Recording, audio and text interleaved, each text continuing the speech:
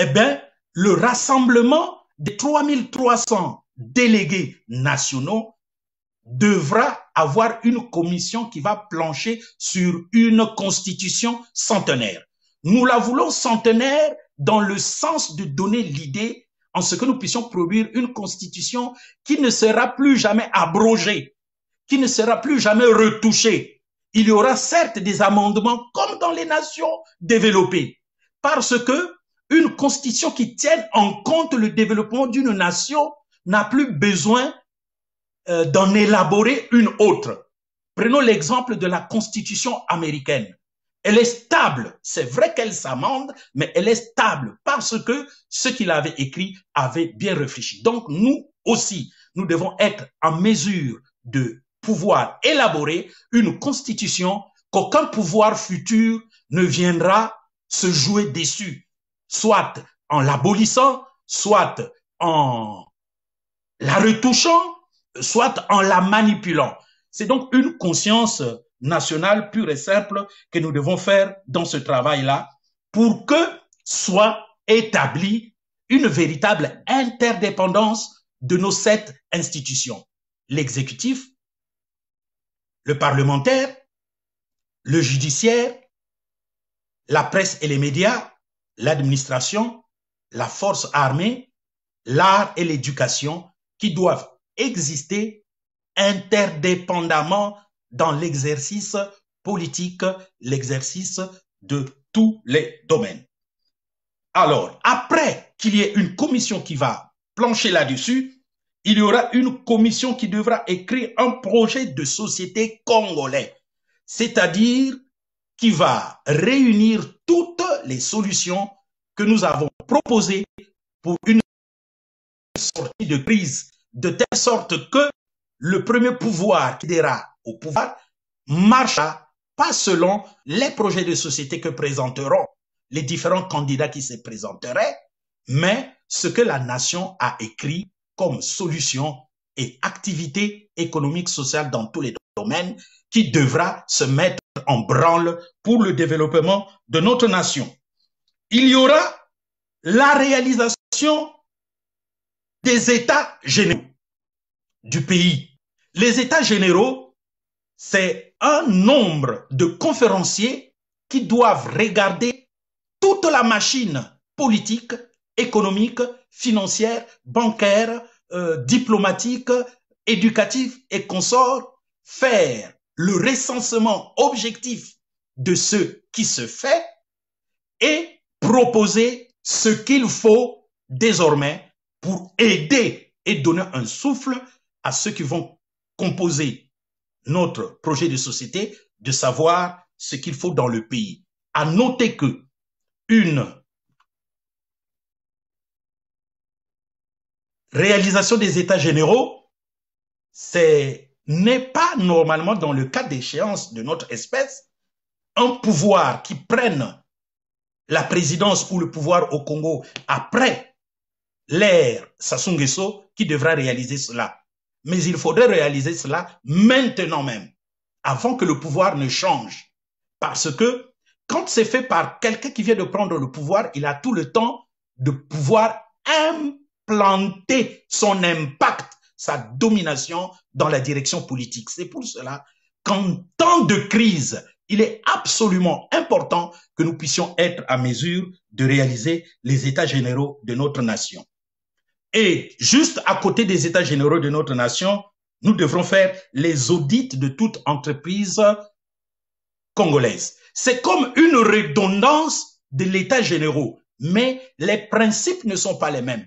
Parce que les audits sont tout simplement un inventaire de toute activité économique, politique et sociale qui se fait. Et je ne peux pas trop développer la différence qu'il y a entre les deux parce que c'est un travail de longue haleine. Il faudrait le lire pour le savoir. Nous passerons à la commission Vérité et Réconciliation. Oui, dans le genre de la commission Vérité et Réconciliation de l'Afrique du Sud, mais aussi de n'importe quelle nation de notre terre, parce qu'il y a 33 pays qui ont dû passer par cela. Et cela est important pour décongestionner, n'est-ce pas, le climat politique dans le pays. le climat social, au travers de la commission Vérité et Réconciliation, sont appelés à confesser publiquement ou devant une organisation restreinte le mal qu'aura fait un tel ou qu'aura fait une telle depuis les indépendances, la décolonisation, jusqu'à aujourd'hui. Ceux qui sont encore en vie, ceux qui peuvent parler pour ceux qui sont morts, et cela va concourir en ce que nous puissions accorder le pardon à tous ceux qui volontairement se sont présentés à la commission Vérité et Réconciliation pour que le Congo soit totalement réconcilié, de telle sorte que tous sachent qui a fait quoi et que tous pardonnent qui a fait quoi. Cependant, il y aura la commission Vérité et Justice. Alors, cette commission, elle est différente de la commission Vérité et Réconciliation.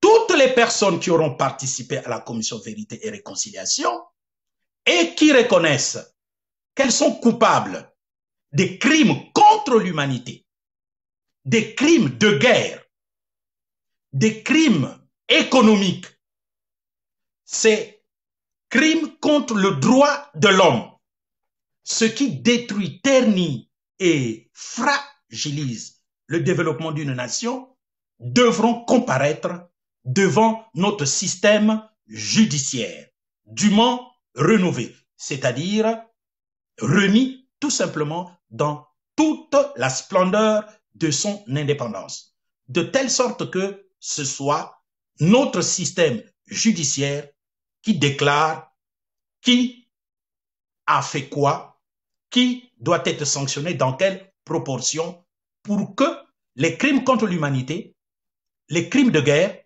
les crimes du droit de l'homme et les crimes économiques ne se répercutent plus dans le futur. On pourra dire c'est injuste parce que nous savons qui sont tentés de détruire le pays. Eh bien, c'est là le problème. Il faut aller à ça. Il faudrait que ça commence par là. Parce que ceux qui ont commis ces tels crimes, si vous les laissez partir, ils vont continuer. Nous en avons l'expérience. Ces crimes ont été commis dans le monopartisme. La conférence nationale souveraine congolaise de 1991 a diligenté 3 grandes commissions. La commission des biens mal acquis, la commission des crimes politiques et la commission de l'extirpation des masses financières du pays. Parce que les délibérés n'ont pas été rendus publics et que Elf Congo, la France-Afrique, Jacques Chirac, la France ont diligenté l'armée française, l'armée gabonaise, angolaise, tchadienne, les réfugiés rwandais, les ex-FAS, les groupes de milices cousues de toutes pièces par les lobbies commerciaux libanais et ouest-africains dans notre pays. Ils ont renversé le pouvoir démocratique de toute notre nation parce que le premier président élu démocratiquement uniquement, c'est Pascal Elisouva. Ils ont été renversés et avec eux ont été renversés les espoirs d'une amorce démocratique dans notre nation. Comme il est important que nous vivions une nation démocratique, il faudrait que les coupables qui sont encore en vie ou à titre posthume règlent leur compte devant notre justice. Cela est d'une importance capitale.